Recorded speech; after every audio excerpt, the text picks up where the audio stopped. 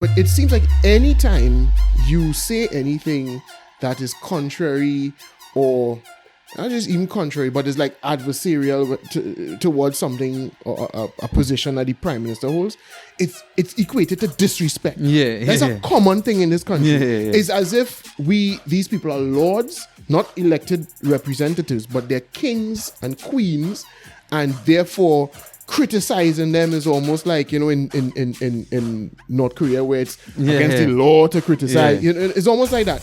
Last weekend, we had a situation with a police officer and a Coast Guard officer. A Coast Guard seaman or whatever you call it. If I was interfering with your girl and you come with a completely different situation. Completely, because I know I'm in the wrong, so you behaving like a clown. I kind of understand why you're behaving like a clown now, boy. So I just want to extract myself from the situation. You could disrespect me all you want, dog. At that point in time, you could disrespect me all you, because as far as you can, so I was disrespecting you. So you could behave all you want. I just want to extract myself from the situation. But I think we need to build over the white man. I don't think that's necessary. I think if we thought strategically and we behaved in a manner where we acted as if it was all our goal, it was the goal of all of us as a collective to move forward, then I don't think you need to build off for anybody. They now win the election. They know they have a strong mandate. They mean thinking about next 5 years, bro. I mean, they might think about getting licks in news and from the partners. Views expressed in this podcast are simply the opinions of the guests and the hosts from their perspective. These opinions aren't necessarily facts, nor with the intent to defame any person or establishment. This is not legal, medical, financial, nor spiritual advice.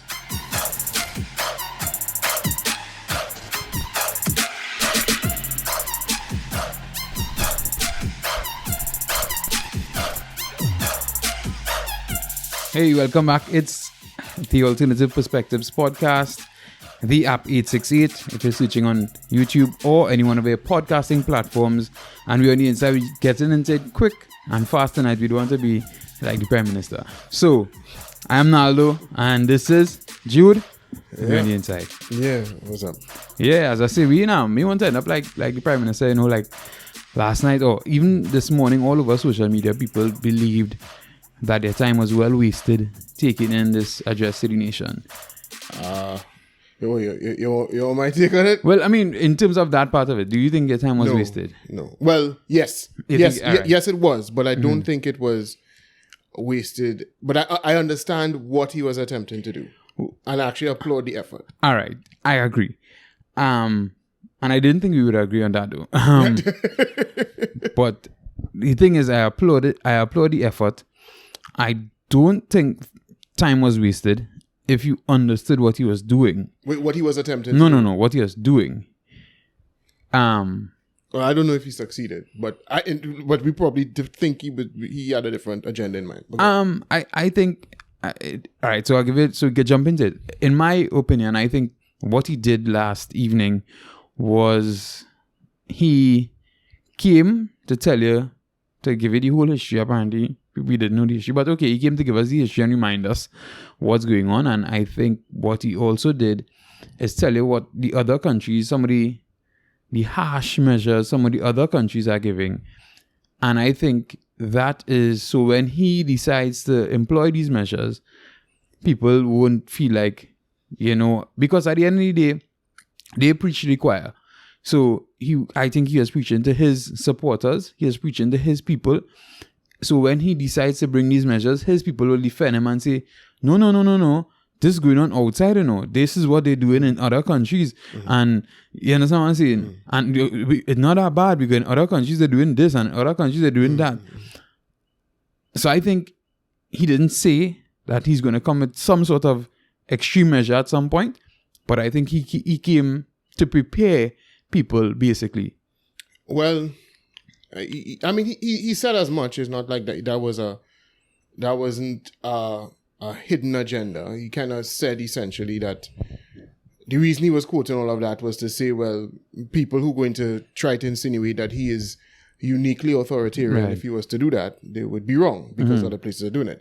But I don't think that's what he came to do necessarily. I don't think that, well, I mean, yes, he is in a sense giving himself cover, but let's be honest, he doesn't need cover to do what he wants to do in that regard. And he probably would, and everybody would have defended him anyway. His supporters would have defended him anyhow he took it. Why I applaud the effort, or what I believe he was trying to do, and it comes back to me. Remember, I keep telling you, I honestly don't think he wants to impose mandates. I don't think he wants to. I honestly don't believe he wants to. And I keep sticking with that. And after last night, I believe it even more. Because I think the aim of last night was to speak directly to people to make the case for people to go and get vaccinated. And when I say I applaud that, because this is the way it should be done, as opposed to, no, there was a lot of, I shouldn't say a lot of, there was a little bit of the blaming and the divisive game and the, if this go wrong, it's your fault, not mine. There was a little bit of that in the speech as well. But this is the way it should happen, as opposed to how it was happening before. So I agree with that part. I think, the subtle way in which he spoke, the calm manner in which he spoke, I think if this was the way we were dealing with it from the start, I could be totally wrong, but I'm just saying, I think if this is the way we were dealing with it from the start, I think we would have been in a better position today.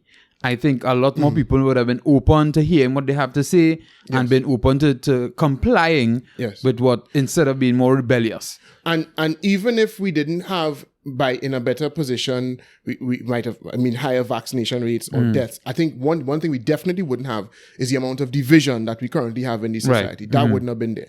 If we had dealt with it, if this is the kind of leadership we had been seeing from the beginning, I think that would have been, this is the way they should do it. Come and make your case for vaccination. Say, listen, this is what is happening.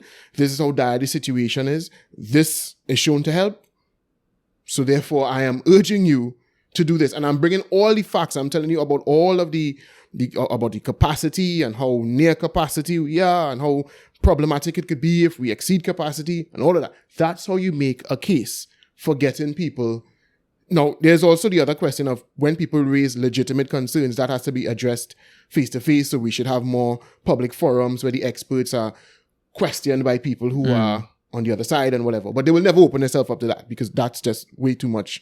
That will, in their minds, will be way too problematic. But this is how it should have been handled from the very beginning, as opposed to those press conferences that go left all the time, where he's coming and trying to act like your daddy and wagging his finger at you and buffing you and that kind of nonsense. And Terrence weeping. And all these kind of weirdness, right?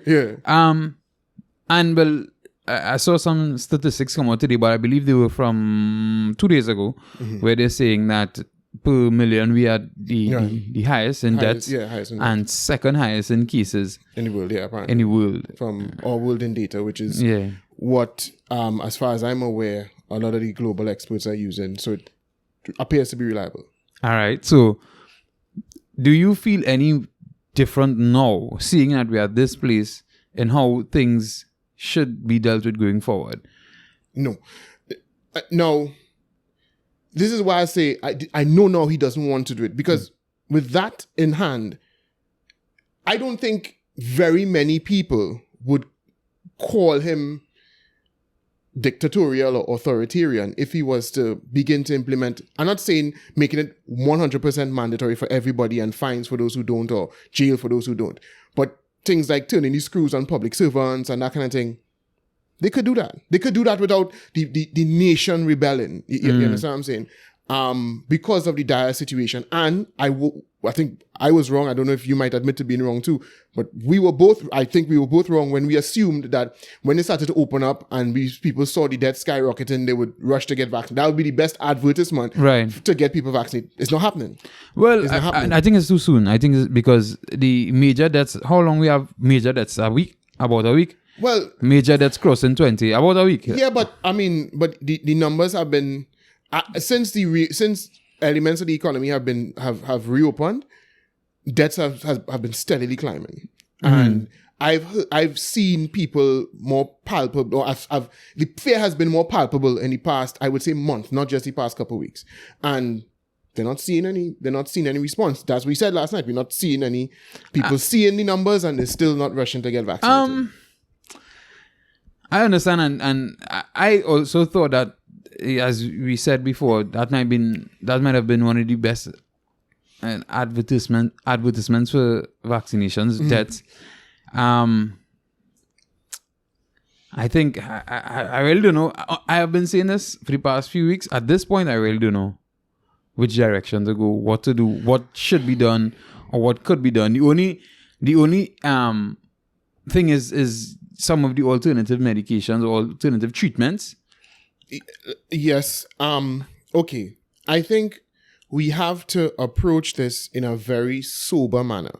The problem, this whole thing has been mismanaged from not a healthcare standpoint, but from a societal psychology standpoint, in terms of how the mental that we should have been facing this with has been mismanaged, because politicians, not just here, all over the world, have, whenever they see a crisis, they feel, now I have an opportunity to put on my cape and play Superman. And I am going to be the one who's going to...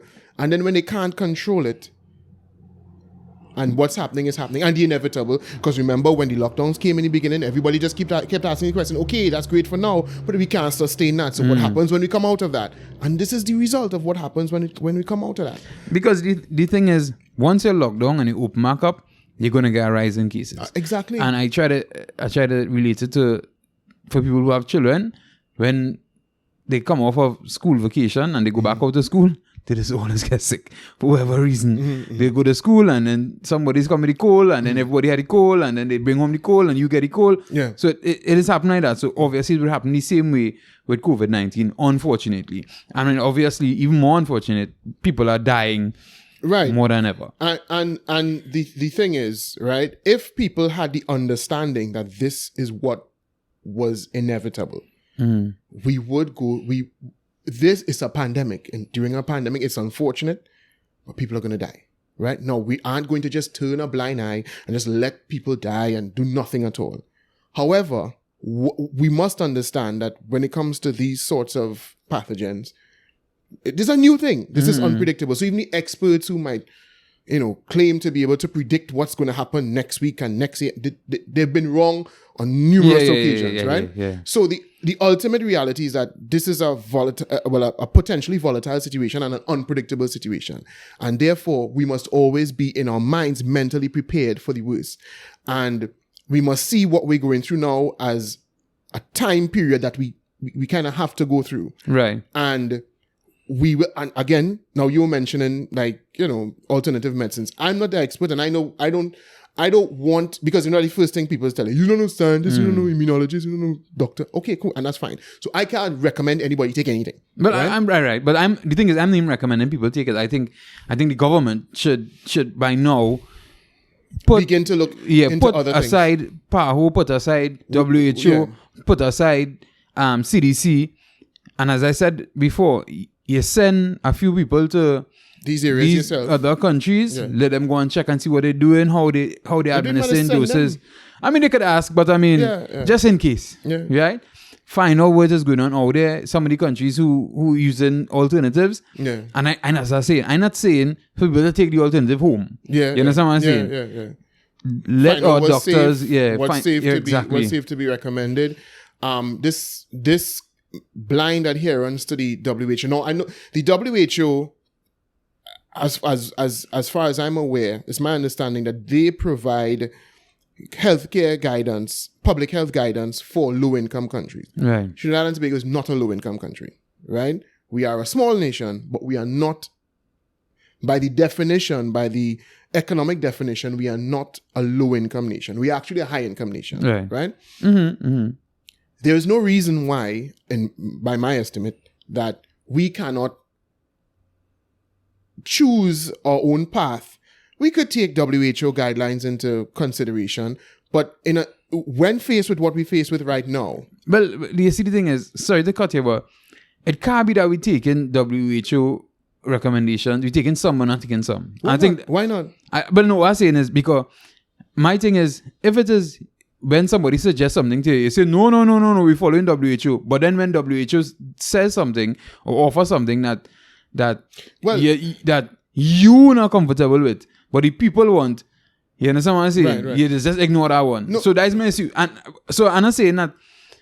My thing is, they using the WHO thing convenient to them and and their agenda. True. To be fair, the WHO, even when the WHO still did not recommend masks, we were asking people to wear masks, and I believe that went on for quite some time before the WHO actually switched the guidelines on masks. So yes, you're right about that. But I was listening to something today, and I don't know. To me, I could probably wow. Anyway, I'm very tired. Yes, I could have probably have misunderstood what. Yeah, that's what I'm on say here, right?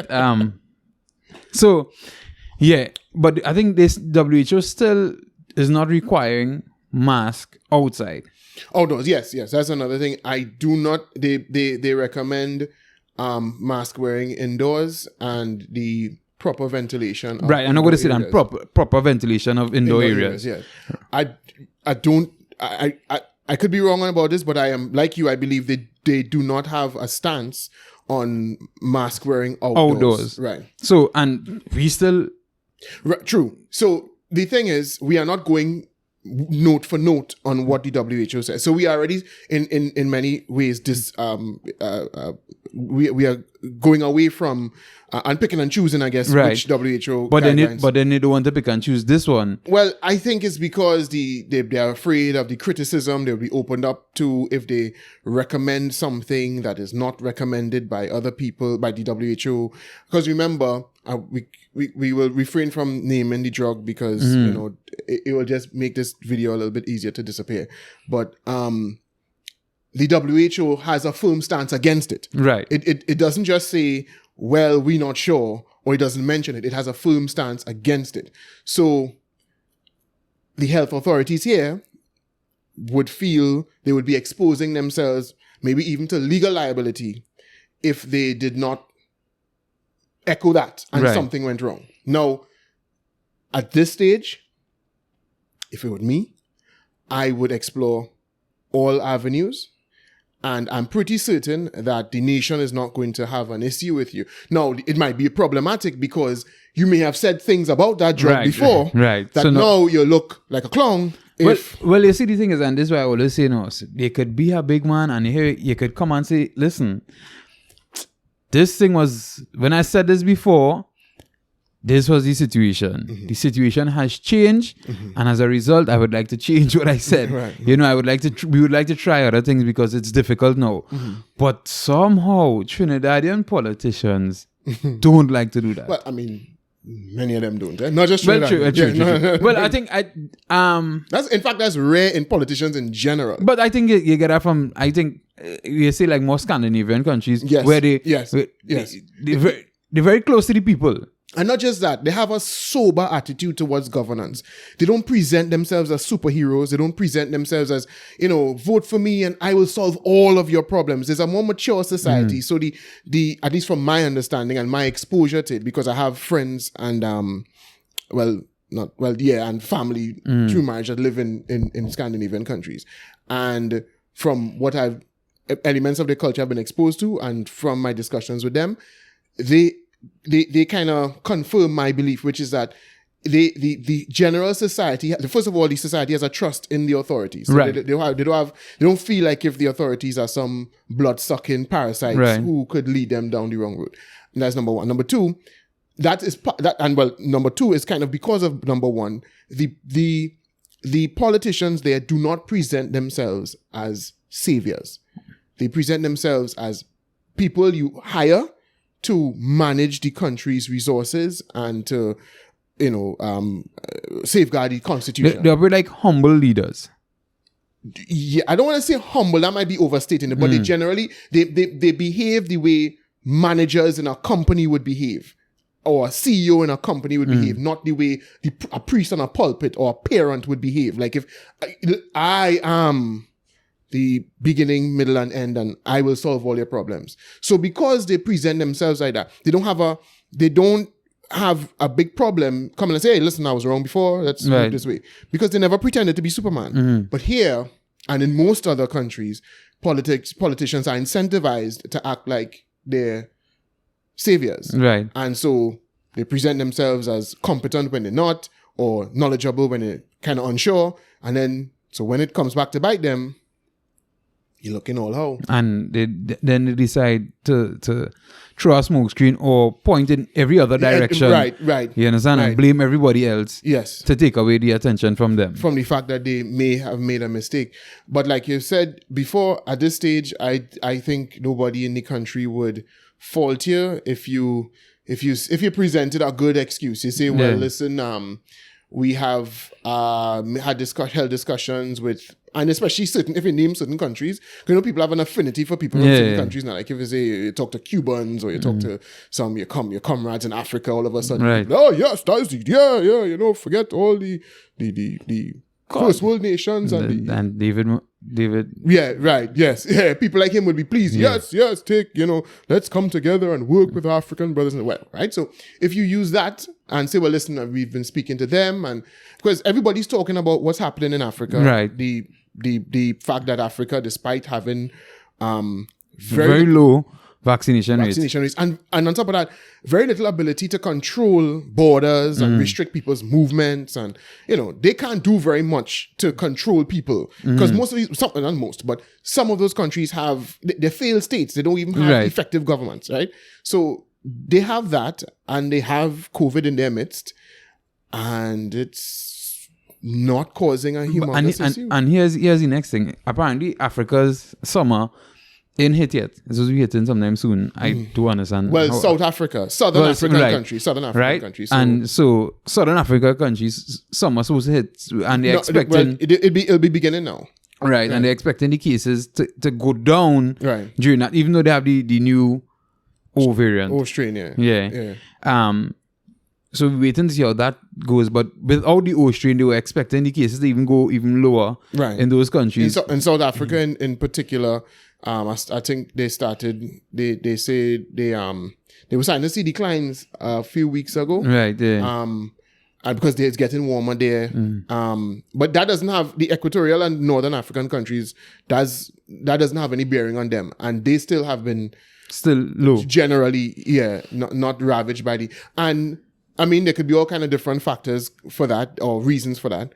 But some might be some things that they're using. Right. And I would think that at this stage, looking at what is happening, we should be looking at all sorts of treatments. And forget the things that are verboten that we can't really talk about. There are things like fluvoxamine, which a study was published the other day in a very credible journal, medical journal, hasn't been discredited by anybody. You don't see the same sort of resistance and pushback coming from anybody. That shows that it can have a very efficacious. One of them I was watching this weekend. They were saying that it kind of have a unspoken green light behind it, and people should really go ahead and try using it. Oh, okay. Well, I don't know if it's been approved by any regulatory body, but it's it's about Dex or dexamethasone. Yeah, I think it was that one. But that's been.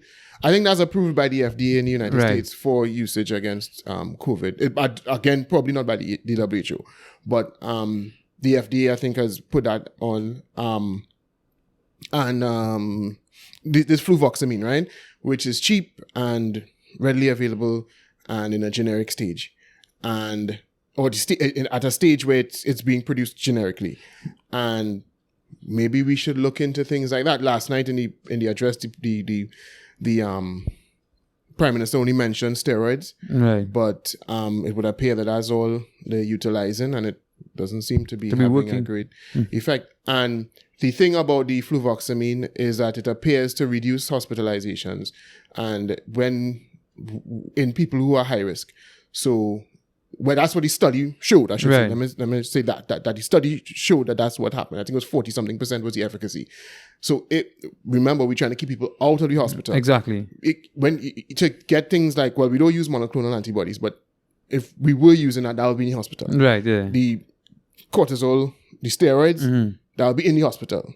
But things like fluvoxamine, at least what the study shows is that you get diagnosed and they give them that. They prescribe that. Home. You take it orally and you stay home and you stay at the hospital more often than not. So I think we should start looking into things like that and become more proactive and not dependent. That's just my opinion on the WHO. And if it is that the government is fearing that they will be criticized for doing that at this stage of the game, boss, I really doubt that. And you have to, and that's what being a strong leader is. Listen, if I'm criticized, I'm criticized. Sometimes you had to make the unpopular decision. If you think it might be the best decision. And I don't think it'll be unpopular. I just think it is risky. Right. That's what they're afraid of. And that's what all politicians are they risk averse. At present, I could blame this on the people. Or they're not listening, or they're not getting vaccinated, or they're not all, right? Or the virus itself. I'm not doing anything wrong. The virus is spreading. It's a virus that's spreading all over the world. And it's all in again vaccinated. But if I authorize the usage of something that turns out to be problematic, then I go get string up. And people have a very long rope for me because they will say, who tell you use this? Yeah, but the thing is, I personally see how you're saying that, you don't think he wants to go into any sort of harsh measures. No, I just simply mean mandate vaccines. But the thing is, I think he definitely don't want to go back into any sort of lockdowns. Right? But that's for a different reason. I think that's economic. I think he has no problem going into lockdowns, but he can't do it because the economy just can't stand. Yeah, right. So, I think the next option would be some sort of mandate, and I think the reason we didn't hear about that last evening is because I think probably after the Tobago election. Yeah, but listen, my thing is he could do that. He could have done that a long time ago. Many of those, some of the Caribbean, Antigua, they I know, but the thing is, he must have some sort of philosophical opposition to it, and I think that is at the base. I know. Listen, I'm not here to be the man fan. I'm simply saying, and it's very rare that I would give him any sort of credit. But I think, and I keep saying that because the first time he mentioned it, there seemed to me to be a sincerity in his tone when he kept saying, listen, we'll bring the vaccines and those who want it will take it.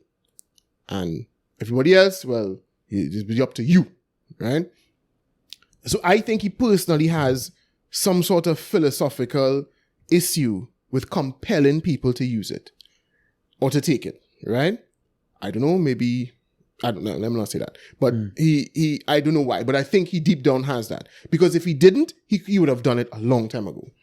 A long time. I think seeing these figures here, because these figures, I think they're only going to keep rising.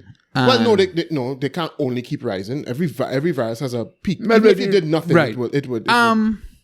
So it wouldn't. It wouldn't. There's no must involved. It can, but there's no must. I think, because especially if we leave the borders open, and you're seeing the variant starting to reach all over the place now, and the borders remain open, and if it reaches here, then there's more action. So I think we could see the figures. But it always has waves. It will always have waves. It will always have waves. So the thing is, it is not.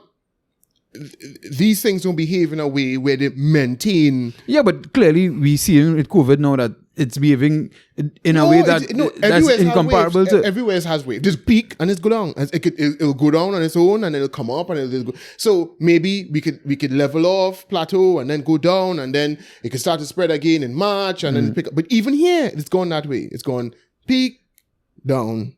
Peak, but to be fair, that's because something would have been something would have happened. Some sort of measure would have been taken. Some sort of restriction would have been put in place. Yeah, but the restrictions came in and the numbers didn't go down immediately. Especially the last time. The last time that we had would that be the second to last time? when we had the 3 month, the last complete first lockdown. It didn't, well, we peaked and then we locked down, and 2 weeks later it started to dip. So obviously it's because people, Right. no, because in fact, when experts study the effects of lockdowns, in many countries, it seems like the lockdowns came in just before the peak. Yes, and that can't be the lockdowns working because the thing has a incubation period. And all. Right, yeah. So this is how if you did nothing, viruses would peak and dip and fall down. It would just spread and then find nowhere else to find it difficult to replicate. Whatever happens. Whatever seasonal thing happens, I don't know. But and then it peaks. So the point I'm making is that it's not to say that we can't continue. We may not continue rising for a short time. But the point is, there's no reason to say, well, it will never stop going down. You understand what I'm saying? Well, I mean, all right. So when I say never, I do mean forever, like for the rest of our lives, right? Because obviously, if enough people get the virus, build natural antibodies, then a certain amount of people die or will die and whatnot. So then at some point, the virus will be like, all right, cool. I mean, I can't really attack anybody else. Like, even if we attack them, it wouldn't be as devastating as it was before. But the thing is, even before we reach that stage, I think we would end up seeing figures like 1,000 to probably 2,000 people infected in a day. I don't know. Listen, that could happen. I don't know. That's a spec. But to say whether or not the measures you're talking about will come into place, I'm not saying no. What I'm saying is, it seems to, at this stage, there is more than enough reason to do it. I think he wants to do it. I think at this stage, I think he wants to do it, but he wouldn't do it before the election. It come like when the numbers were rising before the general election. You remember all around that time the numbers were rising, and then they waited until the Saturday after the general election to implement whatever restrictions that they wanted to. And I think is a similar thing would happen again this time. Right. But all of that, I'm not saying that it won't come. What I'm saying is, I believe that he has had more than enough time to do it and has not done it. And all I'm saying is, I give him credit for that. Because I think I don't think it's a political thing. I think it's a philosophical thing. I think he feels he personally would prefer not to go down that road. And that's why he hasn't gone down that road. I think you give him a lot of credit anyway. Listen, the man is always on a bully pulpit, right? And he could, in fact, from the time this thing came into place and people started to voice hesitancy, he could have done it. Just like the Antiguan man, but just like in Guyana. Yeah, but I think I don't know what's going on in Guyana in terms of their politics. But in Guyana, in Antigua, for whatever reason, it seemed like Gaston Brown can't lose the election. So I think he feels he's played a certain amount of autonomy that. But it's the same thing here. You feel they feel insecure. And I think they get frightened. I think they do get frightened. And even if in Antigua wasn't there pushback? Weren't there lots of people arguing? Yeah, but didn't the unions in Antigua? Yeah, ACOP and it's hard work. Right. But the thing is, I think they know. Or look at ACOP, how much they want. I go and win again. I think here the next election is 5 years away, bro. People are much more likely to remember any economic devastation that's in place at the time you up for re-election than a vaccine mandate 5 years ago. They now win the election. They know they have a strong mandate. They mean thinking about next 5 years, bro. I mean, they might think about getting licks in the news and from the partners. But what I'm saying is, okay, in a perfect world, maybe. But they are seeing it as, listen, the economy is heading for a cliff. We believe the only thing could stop that, we need to get back on our feet. We can't afford to close back down. These the recalcitrant minority now, because I think they say is over 50% get one dose, right? Yeah. So it's officially a recalcitrant minority that is holding up progress in their eyes. You feel them would risk economic devastation for that? When them could just say, hey, take the job or go home? Nah, bro. Them is studying now. Because I also think that if people continue getting infected, I think that itself will cause some sort of economic damage. So, because once people get sick, they had to go into quarantine. Right. And name reaching hospital, but just talking about people. Right. So people will be off the jobs. Right. Offices will have to close to be sanitized and whatnot. So we'll see. I think. So all of that, that's what I'm saying, is you facing all of that and you still hold in your hand. There must be a reason for that.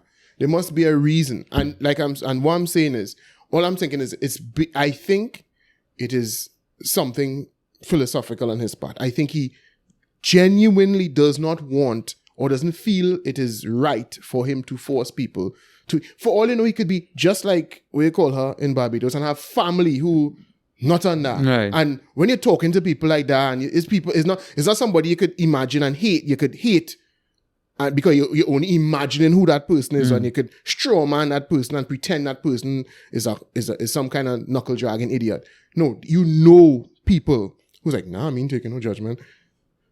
So because of that, he might personally have that in his brain. Like I don't want to force people to take it, and I think that's why he's held his hand so long. He may not hold his hand forever, and okay, that's not really up to him. Shouldn't be up to him, but in reality, that is. Well, I mean, I think I would love to probably get to know him better and see if that's the type of person he is. But probably I judge him poorly or badly. Mm-hmm. No.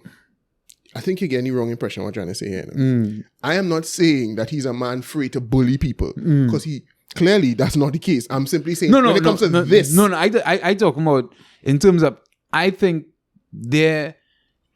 most of their decisions are heavily based on two things. Their financiers and politics or winning the election. Yeah. Right? And I think... Or remaining popular, not necessarily right. winning elections, but yes. And I think it's either one of those reasons and not necessarily a philosophical thing, as you're saying. Well, okay, let's take it. The financiers, you feel the financiers wouldn't bully him to do that? The right. financiers won that, right? Because the financiers won the economy back on track. So they can make money. And whoever make noise, oh God, did he just do what he did, and just come and talk and give himself cover, and the body say waivers, go still wave the bodies here, and they go give him, all the props, and he wear. The thing is, listen, as you're talking, you're making some incredible points. I would give you that. You understand what I'm saying? Because I understand that the financiers would want it, and as they say, we have elections in four more years. Yeah, 4 more years, or less than 4 more years. And Trinidadians have, where they say, a 9-day memory. They say it's a 9-day news cycle, and Trinidadians says remember for 9 days. Yeah. So, and as I say, what would be more devastating to them going into the next election, having Trinidad economically crippled because of what's happening now, or because remember, in their minds, the vaccines will solve the problem, right? I don't know why they would think that, because even he had to mention last night that they have countries with large. Well, I mean, to be fair, I think it does solve some sort of problem, and it in countries with vaccination rates close to 90%, they still have healthcare capacity issues. All right. So let's look at, for instance, and but I think with even lower vaccination rates, because you can feel however you want to feel about the vaccine. It is helping keep people out of the hospital and limiting people, right, from dying. So, but the thing is, even countries, as they say, with like Israel and Singapore, right, Singapore too, right. But if they didn't have that high vaccination rate, it would have been much worse. But what I'm saying is, it doesn't solve the problem. It doesn't appear that when you hit the 90-something range, and it's only this very tiny minority of your population that's unvaccinated, that you can now say, well, we can act like normal and have a completely manageable problem. Right. That is not appearing to be true. Right. So as I say, it doesn't solve the problem, but it solves a problem or a few problems. Yeah, I'm not doubting that. I'm not doubting that. But what I'm saying is, in their minds, they would be thinking, vaccinate everybody and we good to go. I think because they brought this poor messaging And which is, of course, why we have any problem we're having today with a lot of people, because you remember they say vaccinate to operate, and people realize that they vaccinate and they still can operate like normal. They say that sort of thing painted all over the place. Get the vaccine to stop the spread. And you're seeing it's not stopping the spread. So that is where the problems, the problems lie. But let's just see how it goes. I mean, as I continue to say, we're gonna have some very interesting times coming up. I wouldn't really call them interesting, but I get that, there is potential for things to get pretty volatile. But I mean, even in countries where they're imposing some of these mandates, you could get a feeling the way they're pushing the dates of these mandates down. You would get the impression that even them don't want to do it. They don't want to enforce it. So, in the UK, this was the funniest. The UK mandated that all the healthcare workers be vaccinated, right? But the date for implementation is April 1st, 2022. What are you doing? Yeah. So what is so if the mandate is necessary to safeguard people, you're giving people 4 months to dead? But or 6 months? Because that was implemented last month. Yeah? 6 months for more people to dead? What are we doing? You know what I'm saying? What are we doing? So I think everybody's just trying to, we're going to use this as a tactic, Joe Biden as well. This thing that the Prime Minister talked about last night that's going to go into effect from I don't know if he knows, but the courts have put a stay on the implementation of that mandate, the one on private businesses, right? So, and one court has come out outrightly and stated it's unconstitutional. Well, there are constitutional issues with it, right? So, a lot of people are commenting that it's probably going to be doomed. It is probably going to go to the Supreme Court and it's probably not going to survive, right? But even if it was to survive, why would you push it to January? Why would you make your announcement? How long now? 2 months now? 2 months now you made that. So it is the mandate is so important to save lives. It's so important that we're going to push it.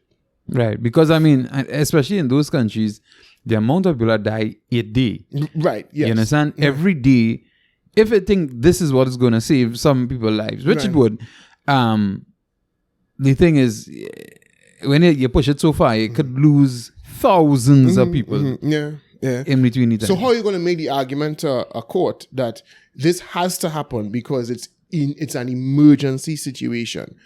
But then the court is going to ask, well, if it was an emergency, then why did you wait so long to implement it? And you can't tell them, well, because we didn't want people to get fired before Christmas. Worship and sit down. You know what I'm saying? So I think in many of these countries where they're using these things, Austria is another one that's going to make it mandatory. But Austria is very strict with regular vaccines on a normal. They have fines in place for people who vaccinate their children and so on. So that might very well fly easily over there. But I get the impression like the pushing back of the dates to February, and it's almost like they don't want to deal with it. And they want something to happen between now and then that they don't need to do it. So I will threaten to impose the mandate, and hopefully I'll get 20% more of you all to get vaccinated. It come like the other day when Wassa say they was going to cut people water. Right. And they know they weren't going to cut nobody water, but they say, if we shoot out there, we will get influx of money, we will make 2-3 million. People, and we could... Yeah, and then we'll come and say, was somebody say that, and it wasn't supposed to be that. Right. But, I understand. The court is going to come in and stop it or whatever. Yeah. So, I generally not too sure how well some of these mandates going to survive. But if it comes in Trinidad, it is what it is. So at that point, I'm going to take the job. Well, it depends on what form it comes in. I don't think they're going to implement like Austria for every citizen. For every citizen, no. Over a certain age, no. I don't think so. I don't think that's what they're going to come with. I think they're going to start with things like turning the screws on public servants. Restricting your activities a little bit more. Trying to make your life more uncomfortable before they get to, if you don't take it, it's a finable offense or right. So they might probably do things like banks and government buildings. They can't enter government buildings if you're unvaccinated or... Well, at that stage, I think that would have to come after a full, because you can't be taking a tax and then tell my car come inside. Right. You know what I'm saying? So it's either you're going to make it law that everybody had to do it, and then, but the problems they're having with denying public services is that exactly the fact that you can't tax a citizen and then tell a citizen they don't have access to. So the most they could try to do is try to take away as many of the non-essential services from you, and then hope that it push you in the right direction. But I have said over and over that I would take a vaccine if I feel inclined to take a vaccine. I'm not pressured. Precisely. I see I have a brethren across in Grenada. He was real fighting against it. But he said Pfizer, so he decided he was taking the Pfizer. So he took the Pfizer. So kudos to him. But I want to switch gears a bit. Last weekend, we had a situation with a police officer and Coast Guard officer. A Coast Guard seaman or whatever you call it.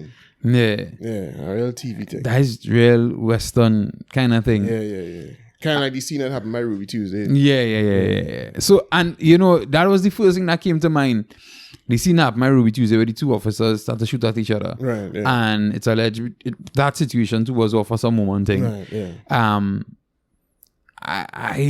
Which for me, the cause of concern is what kind of training these fellas getting with that? I mean, training. I don't think the training have. I think that what you need to probably question is the assessment. What type of recruitment strategy is in place that we get in people who seem to be able to fly off the handle so easily? But so you don't think that's something they could train out of people? No.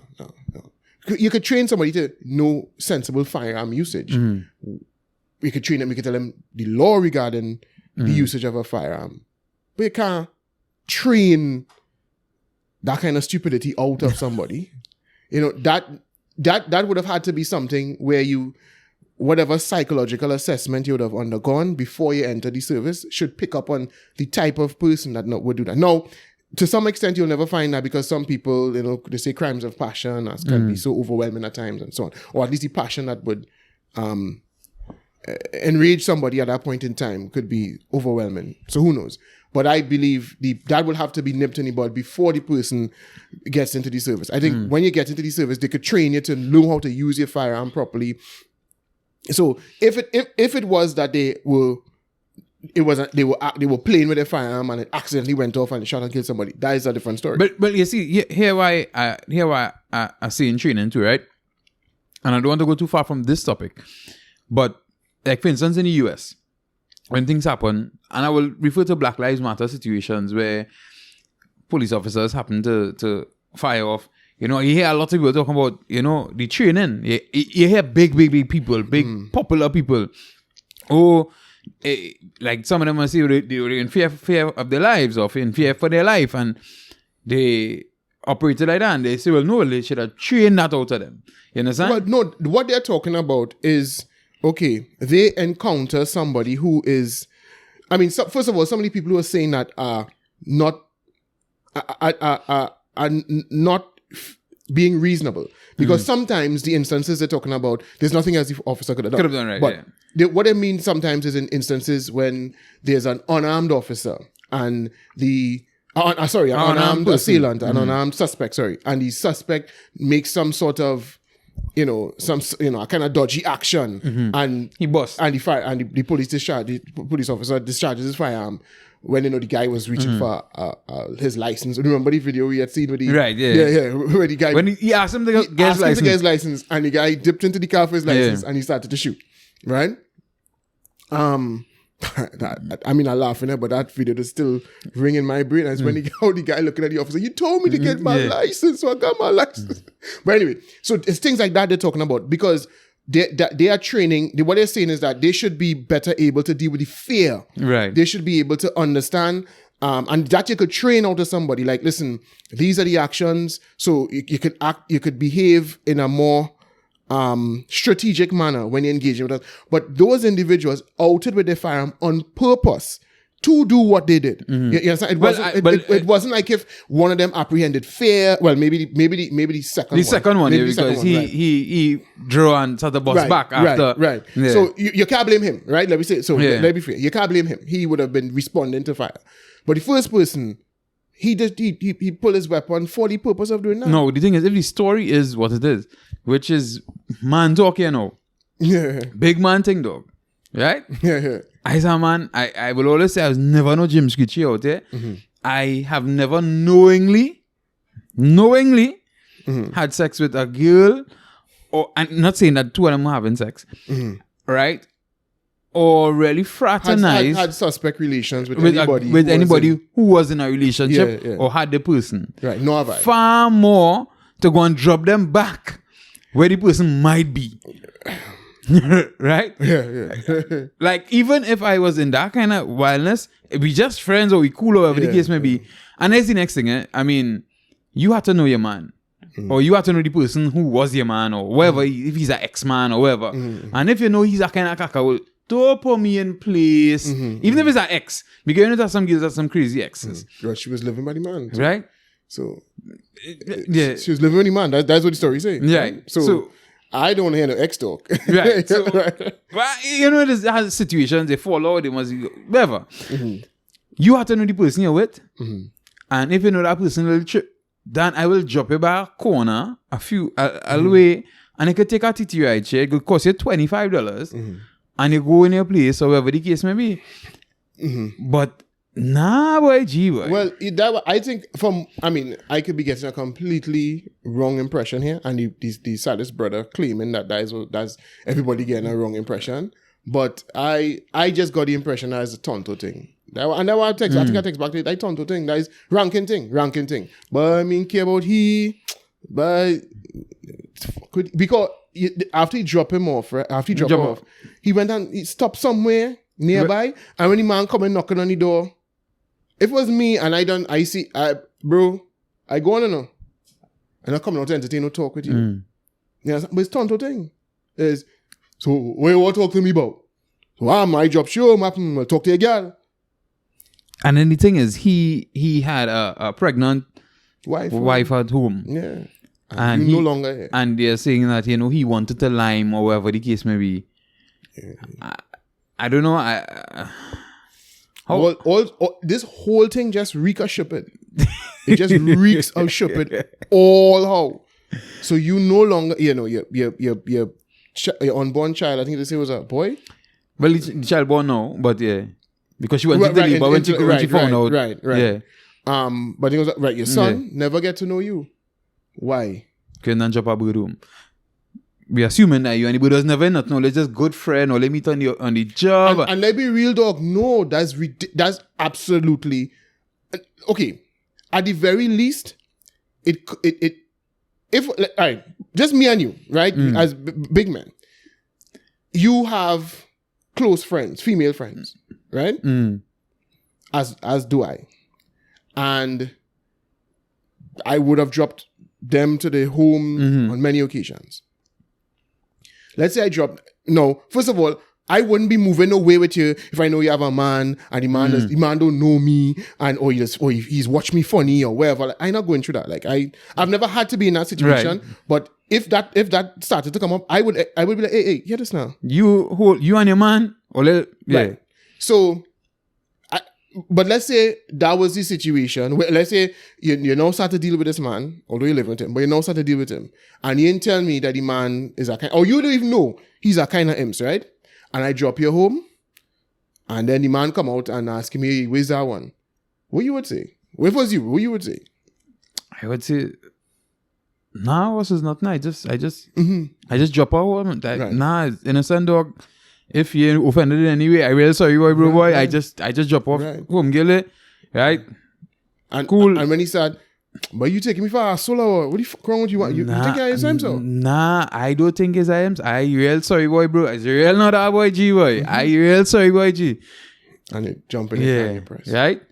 But you could talk to her, is really no sense why dog boy. I'm telling you, you know. Long time I know her, we friends. Yeah. I know, and you jump in the car and you press. Virgin, if you're wild, we could take a drink, dog. It's a cool scene. Me and you could lime and all. Is right? You go jump out your car. Like, now, we don't know if that we did, but at the end of the day, for it to reach that state, because let's be real, it's not like if you would have been apologizing profusely and he draw a free weapon and bust it. No, he wouldn't be like, nah, boy, dog, I'm serious, I never interfere together. But I'm never draw a gun for a girl. No, man, see, that happened to me, I didn't know. No. I wouldn't even put myself anywhere near that kind of situation. No, here's the thing, No, me and the man bird wasn't nothing, right?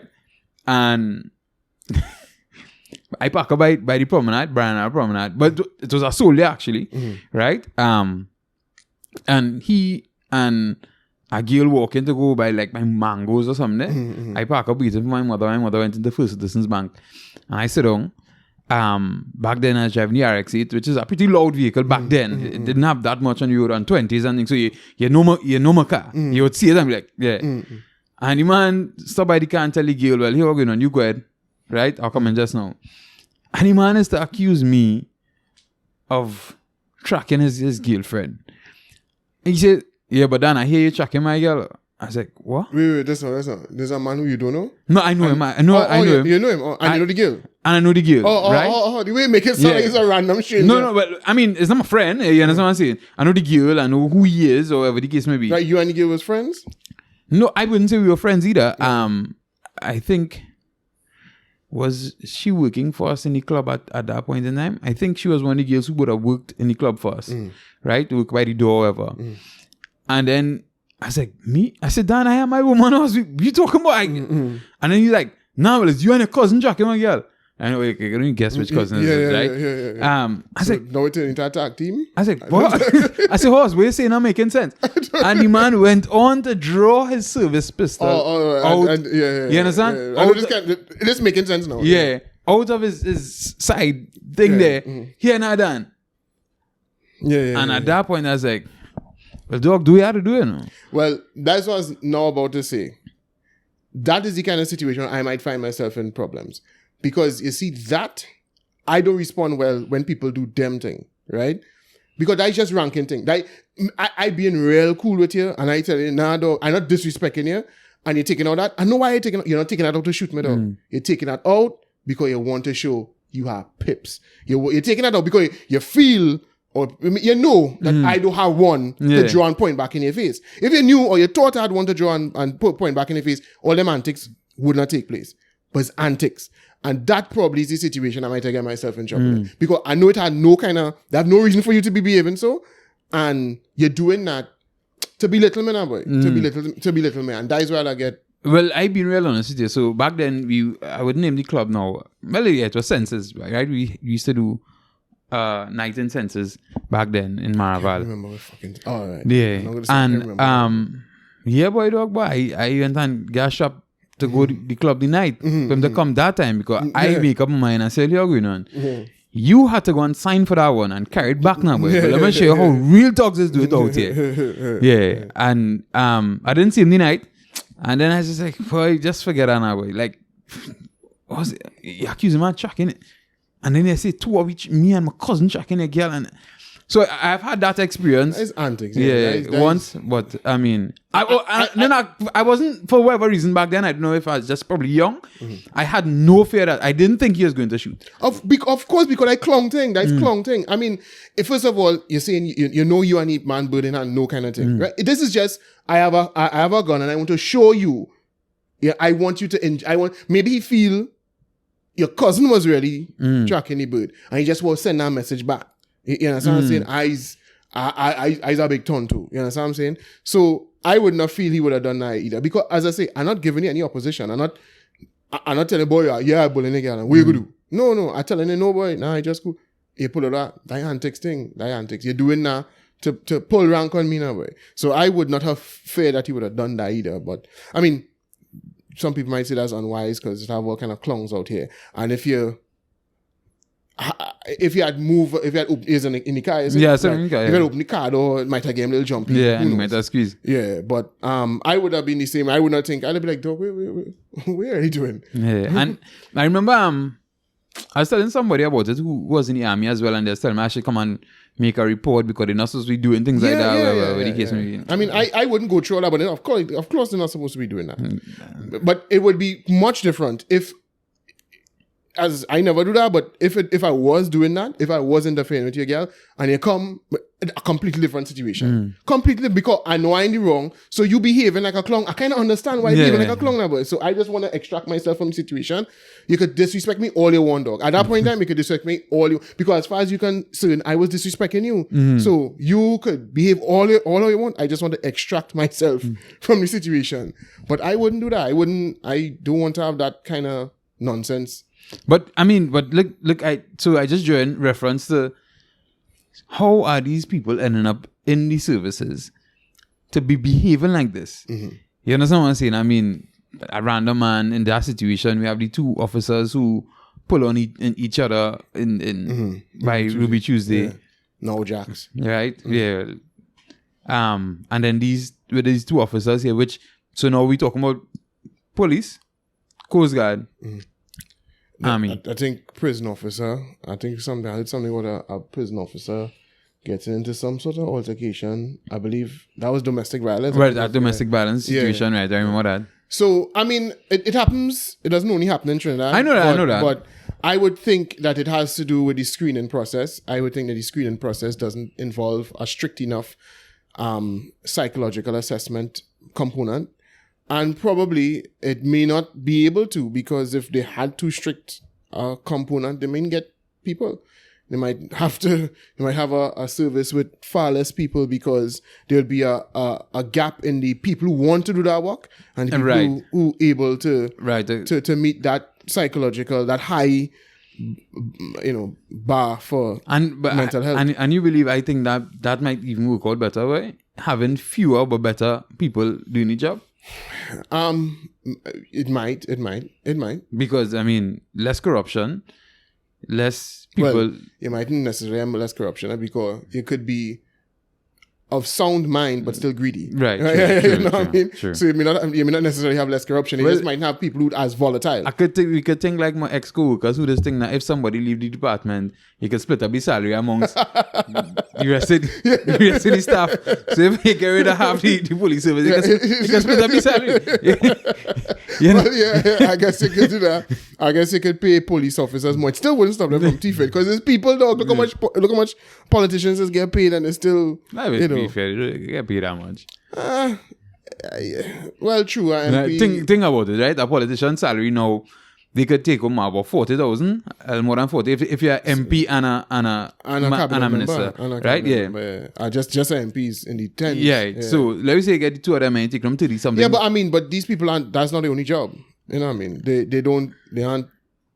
They hold other positions. They do. Many of them are professionals who still keep the businesses and the professions as well, and they still could sometimes apparently be persuaded to engage in not so wholesome activity. Well, I mean, I say now, but I just thinking. I think sometimes when they start to knock glass with people in the million, probably $100,000 salary.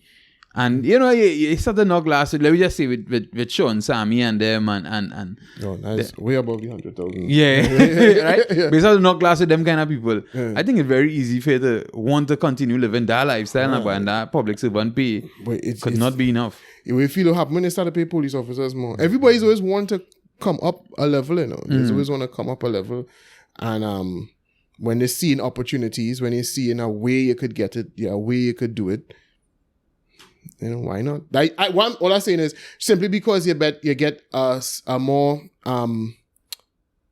somebody with a more stable, well-adjusted that would mental status. Draw the weapon and fire it. Yeah, for sure. Yeah. You know what I mean? That doesn't necessarily mean you'll get less corruption. No, you will probably get much better policing in general. You'll have much better interactions with the public, and which will raise the confidence in the police service, and probably people report more crimes, and right. So possibly, yeah.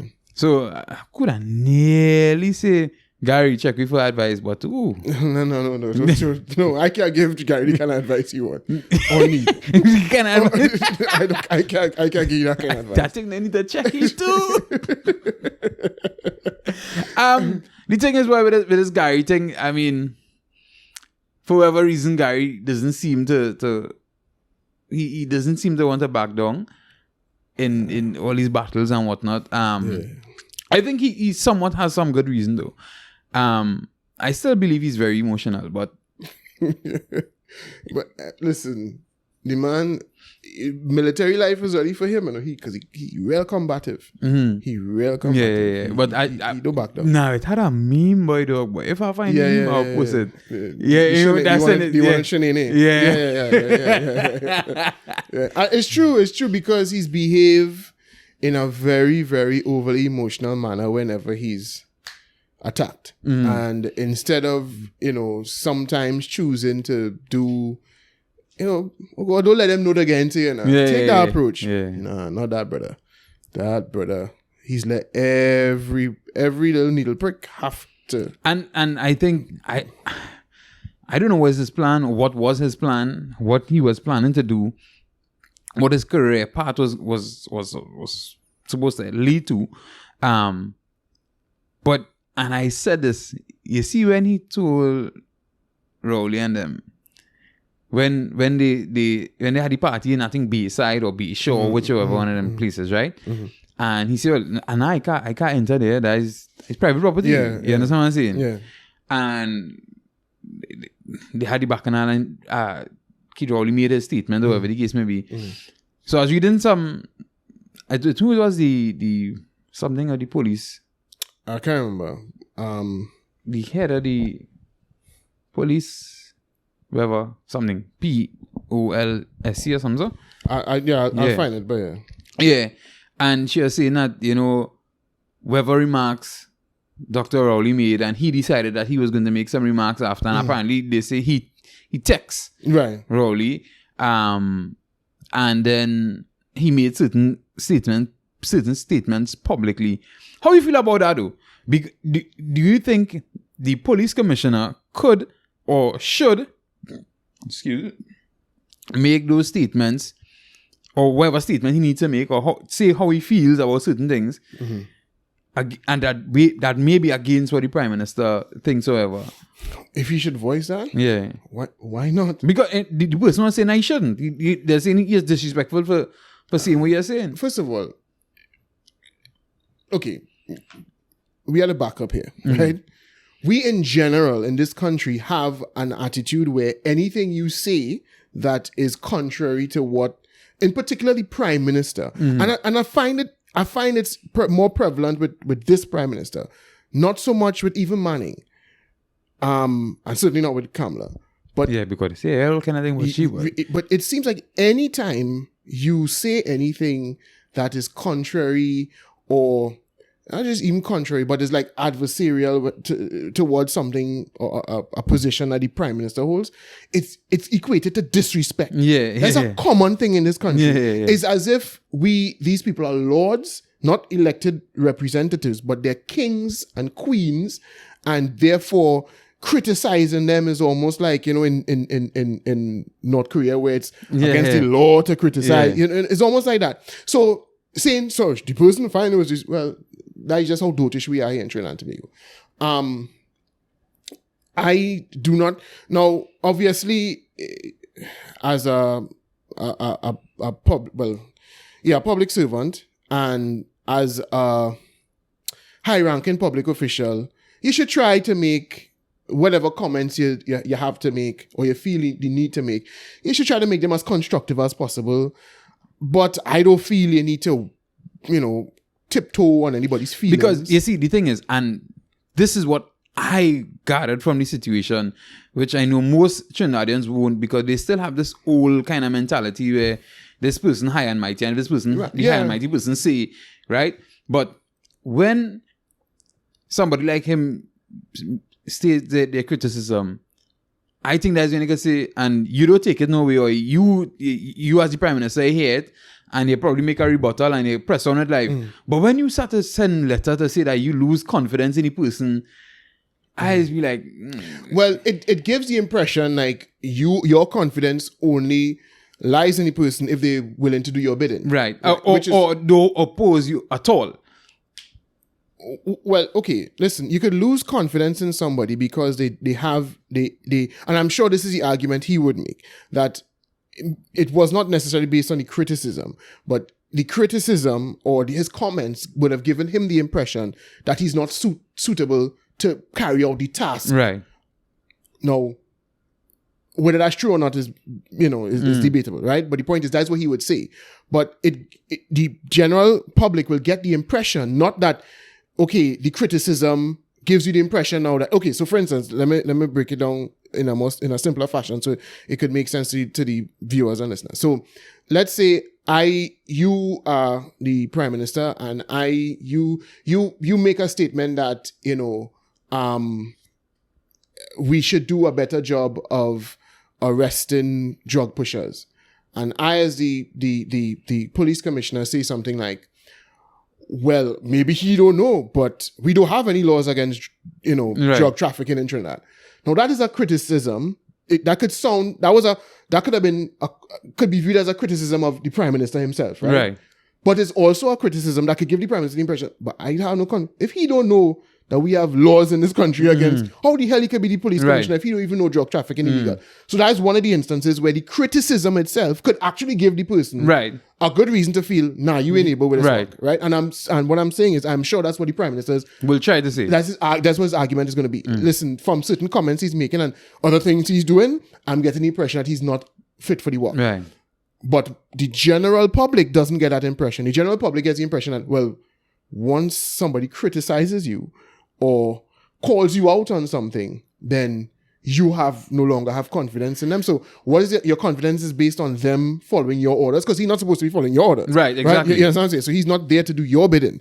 So what is the problem? But that is the distinction that he would probably try to make. Because the thing is, what it reminded me of? It reminded me of when the BBC published something negative about Trinidad. Right. And he decided that he was going to talk to the people in the heads in England to let them know, hey, you see what the BBC doing down there? We don't like what the BBC saying. Because the BBC state media. So he went to essentially their bosses. Yeah. Right. And they was like, hey, we don't get involved in that bedroom. You understand what I'm saying? And what he didn't understand is how that looked, was that no, those English people were thinking, well, maybe that's how it goes in your country.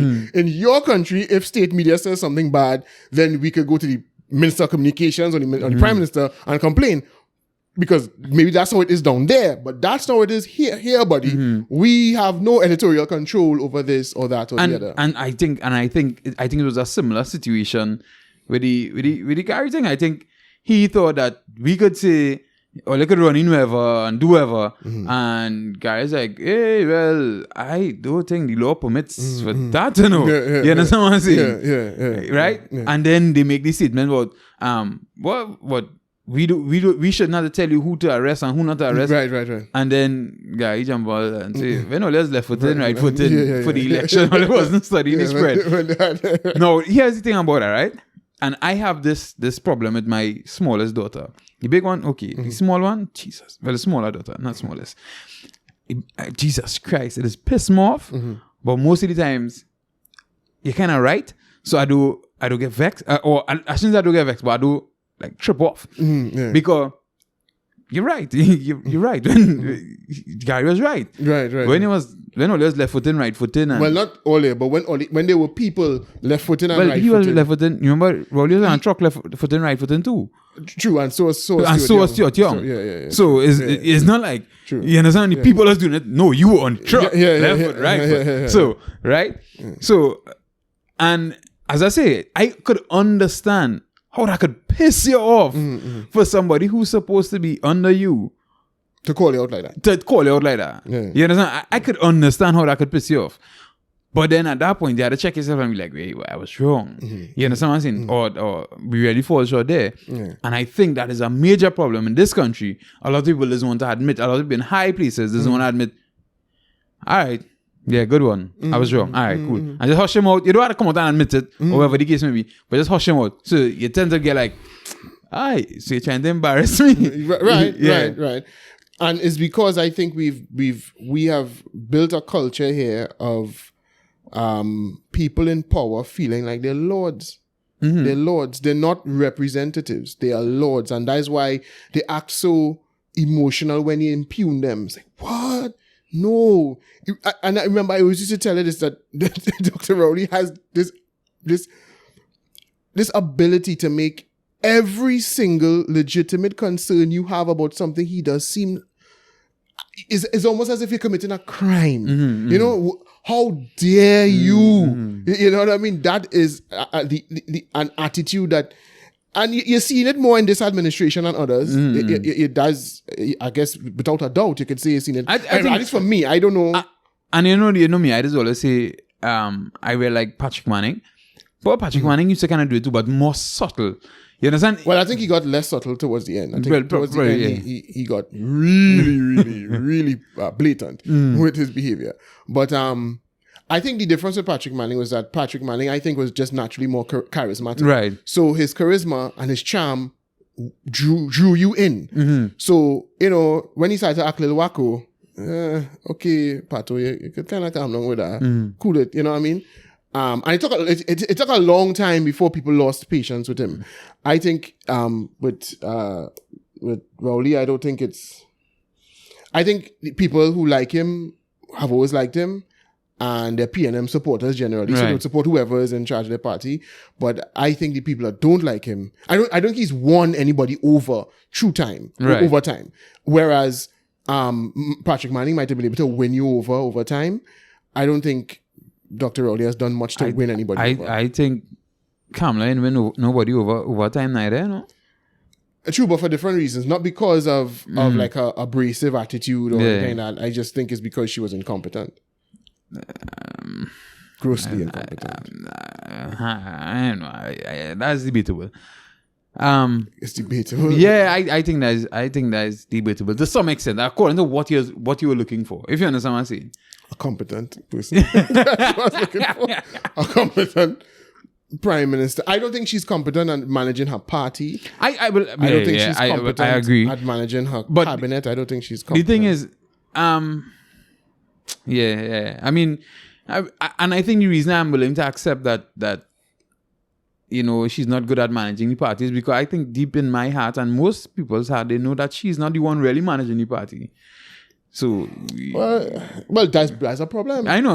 That's a problem. Yeah. And on top of that, I think there was a lot of, and I mean, this general in politics in Trinidad in general, where there's a lot of looking like we're doing something as opposed to doing something. There's a lot of attention paid on the PR during their reign. I don't think anybody put as much effort into PR as they did. They did a lot. And you and I know. Because you saw it. You know what I mean? I saw it. I had to... We had to execute it. I had to execute it. We had to aid in the execution of it, right? So we saw it. And then we weren't paid directly by the UNC, just making that clear. Right. That we weren't part of the party or anything like that. Where we worked, we were forced. Right? Yeah. Yes, right. But when they make me do some kind of thing that I know was kind of illegalish, kind of wrong kind of thing, and I was like, Jesus Christ! I don't know why you're incriminating yourself on video, but anyway, all I would say is we saw it, right? But in terms of actual, I don't think there was very much in terms of substance, and I think it was largely because they were incompetent. I think. Listen, I'm not saying this bunch now, they instill lots of confidence in me. I feel like, yes, those are people. I real loving Foster right now, though. Okay, well, I can't. I haven't been observing his behavior, and I can't speak to his competency either. But let me think. Who inspires me? Inspires confidence in me in this cabinet, right? Or this government in general. Nobody, you know. Serious. Nobody. I like the work I seen Foster doing it. And you would hear some people in Lockita saying, you know, you had to see Foster around Lockita. I know how things are in Greenfield, but in Lockita itself, I've never seen Foster Cummings in my life. Serious. No, I lie. Okay. I saw him around the election time. I've never seen him after. What people tend to say, you know, like they just have a green market thing on Listen, but that's weekends. not competence, you know. I don't believe that's Right. competence, you know. I just Well, apparently he was the one who arranged it, and he organized with the farmers, and he. Okay. You understand what I'm saying? All right. So he has been working with farmers and organizing land and whatever. And so now the work that they put in a year ago, people now reaping the benefits of it or whatever. And now they can't open this green farmer thing, and people come in and sell their produce. So I think, that seems good. Penelope Beckles. That's one of the people who I think, I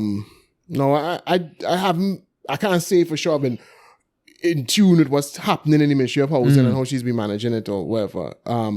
But I would say that when she speaks, she instills a certain degree of confidence in me that she knows what she's doing. I think, I used to get that impression of Faris Al-Rawi before. Nah, but start to see and you're like, whoa.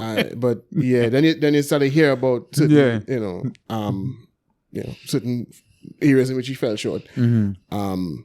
So I think I don't. But the last bunch, nah, boy. Serious? Nah. I applauded some of the things that they did. I mean, and I think that might be a whole next episode. In debating those things, but I applaud the laptop initiative. I think obviously it could have been tailored and things could have been done way better because.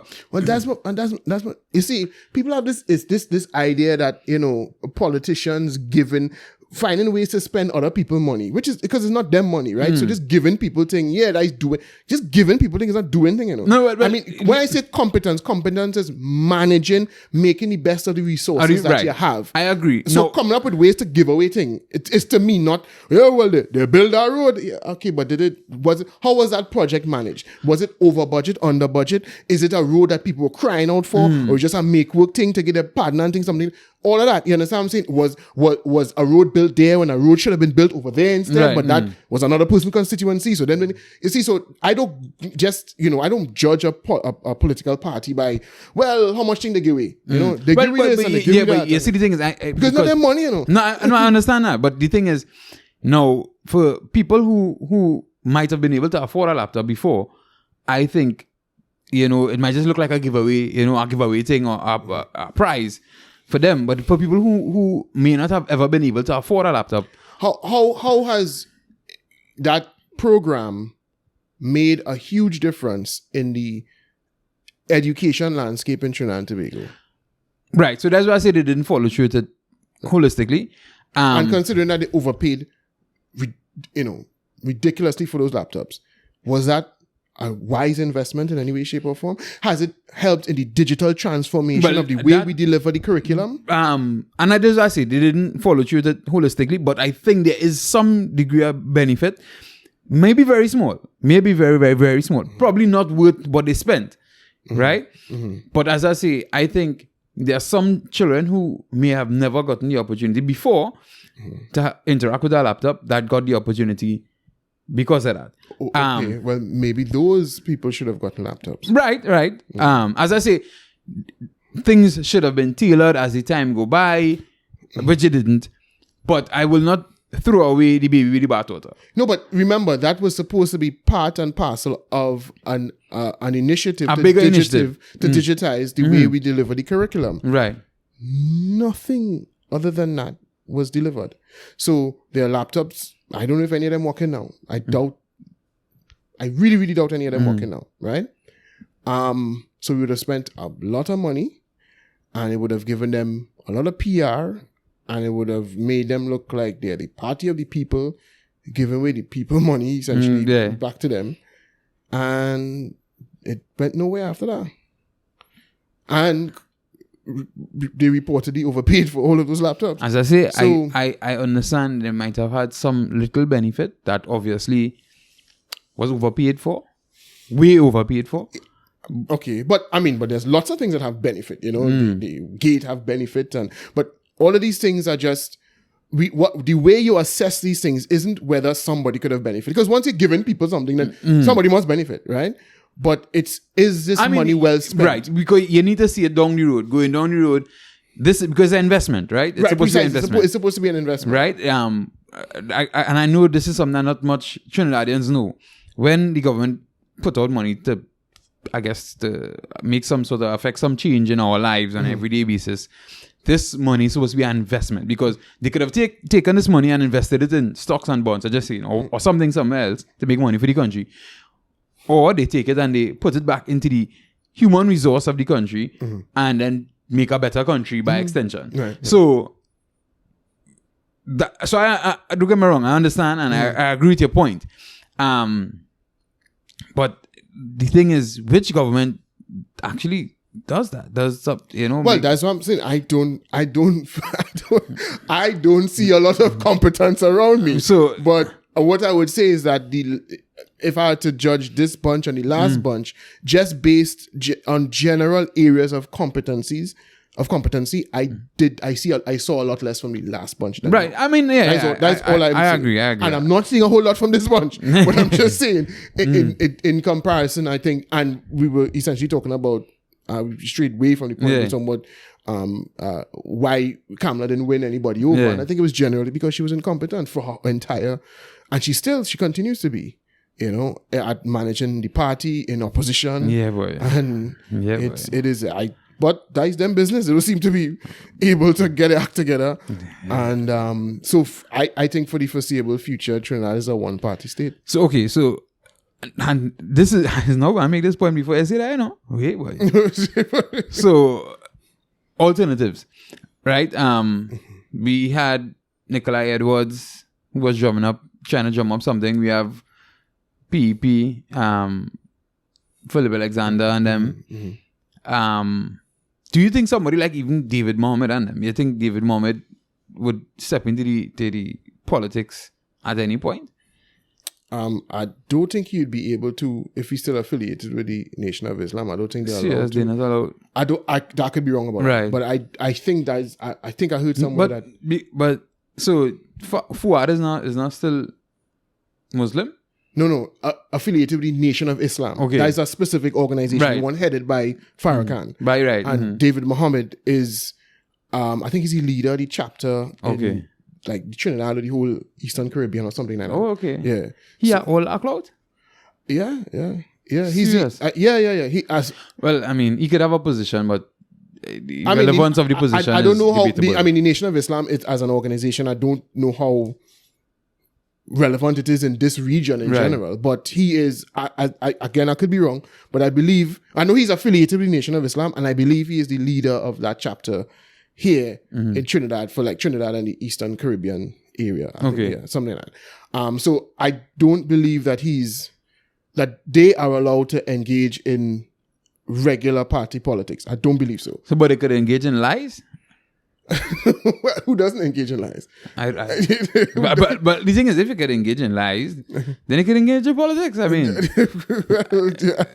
who doesn't engage in lies? That's the more important question to ask now.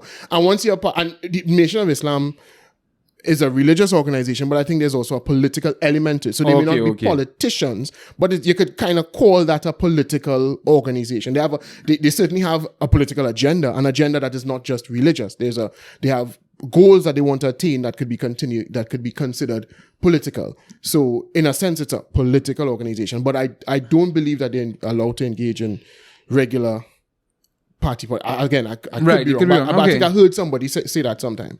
Okay. Because I was taking him in this week and I realized he tends to get involved in a lot of the hot topics. And one of the topics he was talking on was the Kyle Rittenhouse topic. And I remember watching the video and I think it was about 4 or 5 minutes long. I can't remember.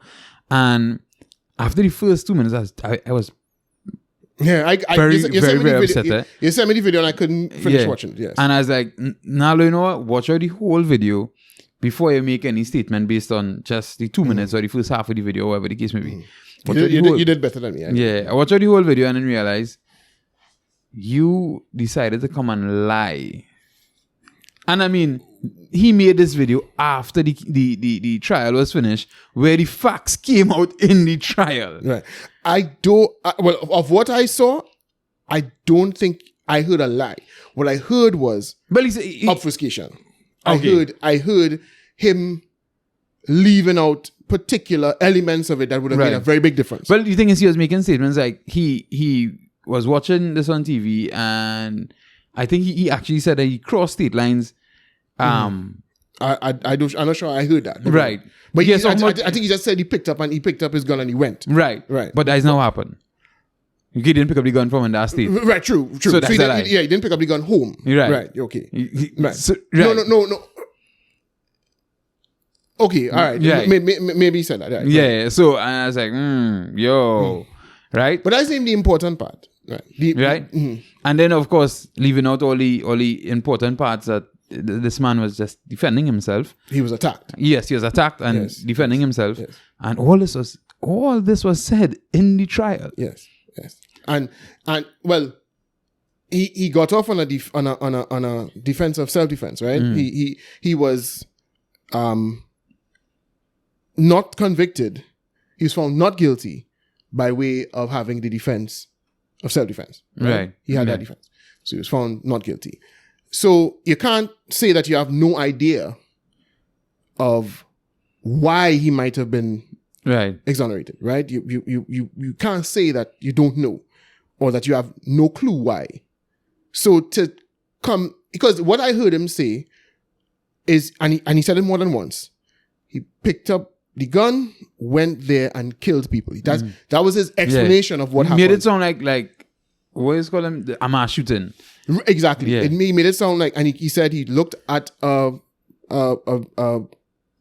video or images or looked on TV or saw reports of a Black Lives Matter rally or protest or something like that, right? Got his gun, went down there, killed people, and went back home. That is one of the most misleading characterizations of what took place that you could find, right? Now, to be fair to him, that was mild compared to what was on foreign news, but it still shows that it's willful. I don't believe it's unknowing. I don't believe it's, is that it's an honest mistake. This is a characterization of the individual and of the situation that helps you advance your agenda. Right. And it's to build this black and black against white, or this uplift black. Well, I mean, to be fair to him, I think the name of his show is the Black Agenda. Well, so, true. It is what it is. But the funny thing is, everybody want to push this black agenda and demonize white people. Well, then, don't take work from white people. I don't know if you could accuse him of that. Well, I'm not saying him, but the people you're reaching out to, tell them, because Trinidad. To be fair to him though, he is that is one of his one of the pillars of the agenda that he's pushing for black people to become resilient and independent, and self-reliant and whatnot, and independent, and build black businesses, and which is why he was so against when they break up the Susu thing. Then. Right. So to be fair, to give him his due, he would say, and those are the types of people that I respect. In actually, even though I might think some of what you're doing is, might be race baiting, or you might be engaging in, you might express opinions I disagree with, right? Or characterizations of situations I disagree with. But at the very least, I respect the fact that you don't come here and preach the white man is the devil but let's ask the white man to give us a black. No, you say the white man is the devil. We can't trust the white man, so let's build our own. And I respect that. I agree, but I think where we are in society right now, I know we're gonna see we have kind of one white man back, but that would have sound real weird. Right? But I think we need to build over the white man. I mean, I think where the world is right now, I don't think that's necessary. I think if we thought strategically and we behaved in a manner where we acted as if it was all our goal, it was the goal of all of us as a collective to move forward, then I don't think you need to build off for anybody. I mean, look how many communities in the US do it. And in other countries, in Canada, the UK, look how many communities people go there with nothing, but because they have the goal of okay, I'm making it sound like they all come together in a meeting and no, but they see each other and behave like a community. But right, but the thing, and they act in each other's interests and they move forward as a community. No, yeah, but the thing is, they are not pulling themselves away from the white man, or not take, or they be willing to take the white man job or willing to take the white man education and make the best of it and then do for yourselves. And so I think to some extent, but most of them, the Indian, Asian communities in the UK, America, many of them didn't really, they actually build off of commerce first. Then they start sending the children to the schools. Right, because they might not be able to afford. Right. And the first generation are almost always entrepreneurs, and then they send the others to become doctors and lawyers and engineers and whatever. But they build firstly from the position of, entrepreneurship. They come together, they pool their resources, and they act in the interest of the community. They try to preserve as much of the culture as possible, and they do stay away from the white man. You know what I mean? They do have communities which just them, and they have their own customs, and they behave in ways. They keep some of the elements from the old country and the old traditions that they think serve them, and they neglect the rest, and they move forward and push forward. We don't do that. Now, to be fair, we coming from a different position, we didn't come here voluntarily and all that kind of. So but that doesn't change what we have to do. Right. It could explain why we haven't done it, but it doesn't change the fact that that's what we need to do. And until we start thinking like that, then it's all we're going to be doing. It's just begging people. But right, no, and I'm not even saying that we need to beg people. And I'm not saying that you saying I say that, but I think what people like David, Mohammed, and them do, and don't get me wrong, I'm not against him, man. I've heard him talk on a lot of issues that I could have supported what he is saying. But I think when you spend all this time demonizing the white man, it seems like you spend more time pointing fingers than fixing yourself and doing what you need to do to move forward. Right, true. Right? True, so it seems like, oh, them bad, and them this, and them that. And we could, hey, listen, where we could do some of them, where we could think, and we look to build. Right. And we make our way. True. Right? And I think you're 100% accurate there. Right? And I think that race baiting thing that he is doing, like in that particular video, it's like, yo. Listen, I think that one of the main things that hold us back as a community, and I don't like to call black people a community because they're not homogenous, but let's call it the black community. One of the things that holds us back is that we have we almost a determination to focus on things that can't move us forward, right? I don't know if it's because it's more satisfying. We feel it's easier. Right. But not just easy. I think it feels there's some sort of gratification they get from victimhood. It appears that some people feel they get it's almost like little children, little children, because they feel they're powerless. The only thing they could do to manipulate you is guilt trip you. So a little child knows he can't exercise dominion over you by being stronger or more powerful. He can't punch you in your face and make you do what he wants. So he's going to guilt trip you into doing something. So some little children or many little children learn to manipulate you by playing the victim all the time. I think that black people, unfortunately, too many black people get some sort of gratification out of doing that. And instead of focusing on the things that could get them forward, understanding that it doesn't matter whose fault something is, it's your responsibility to get yourself together. Right. I think Will Smith had a thing some years ago. For some reason, I could never leave my brain, where he was trying to just explain the difference between fault and responsibility. And he said, listen, if you had a boyfriend or a girlfriend and you treated them honorably all the time, did right by them all the time, and then you found out that they were cheating on you left, right, and center with this one, that one, the other one, and it crushes you. It crushes you. You break up with the person. They go ahead with their life because, they were never honorable in the first place. So they move on with their life. But you have all this emotional baggage. You can't get into, you can't make yourself emotionally vulnerable anymore. You can't make connections with anybody. And you are miserable and you depressed. Even if that person, you could get that person to come back and apologize 1,000 times, it doesn't make a difference. They can't do anything to fix you. There's nothing they could do to fix you. Because what the damage that they have inflicted is done. And it's a mental thing. And the only person that could get you together is you. It might be their fault that you are in this condition, but you could scream from now till the sun comes down. It's not going to change the difference. It's not going to make a difference. Right. You are still the person responsible for getting yourself together. And we don't do that. We spend all the time complaining about the ref. Another way I put it, in 2016, I think it was Leicester City won the Premier League. Right. And a few years ago. Right. Crazy. Nobody thought it could happen. They didn't have all any big name players. Well, Jamie Vardy might have been considered big name, but he became big name that season. Nobody else knew his name, right? So normally in sports, especially football, money buys the trophies, right? Mm-hmm.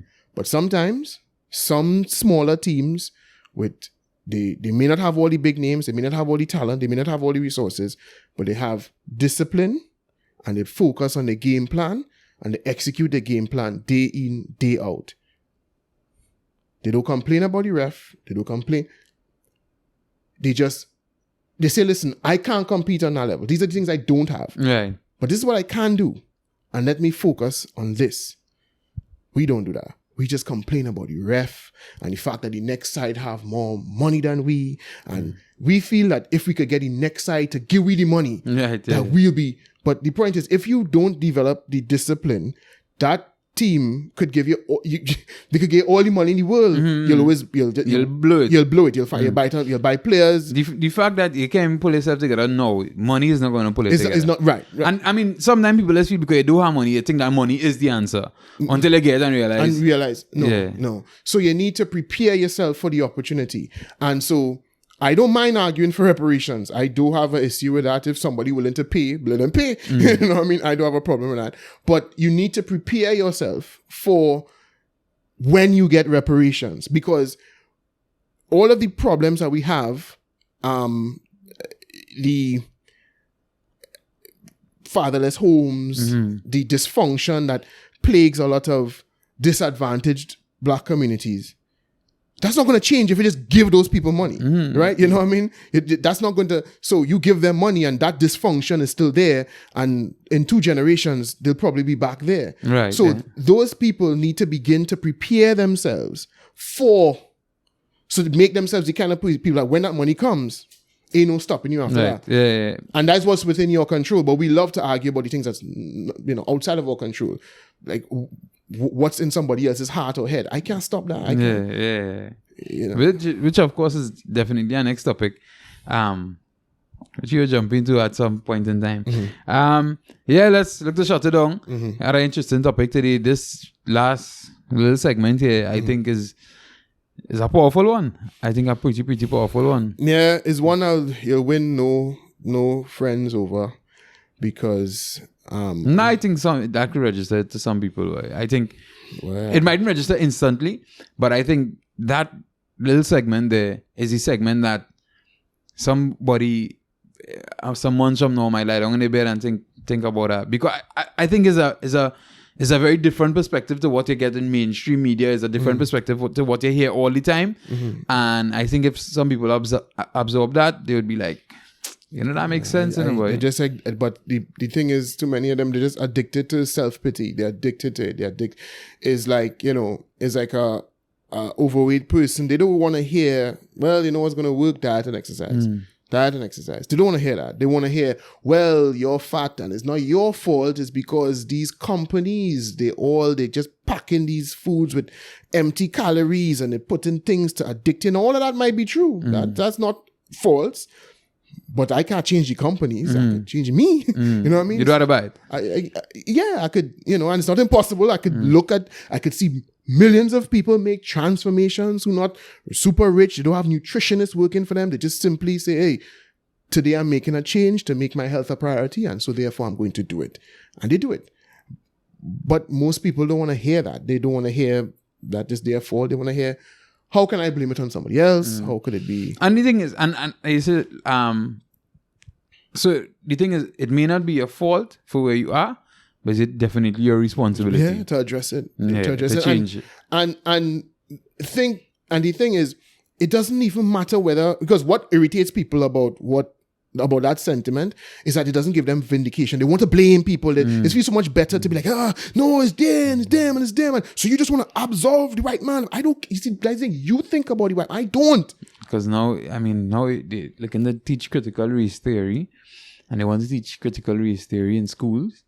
And then, of course, you have the next conversation about white supremacists and supremacy and white supremacists. White supremacy and white supremacists, because you know what they call white supremacists. Yeah. They call Kyle Rittenhouse a white supremacist, which you see, you see how that goes. And that's the thing. My thing is, you all seem to be far more concerned about the white man than me.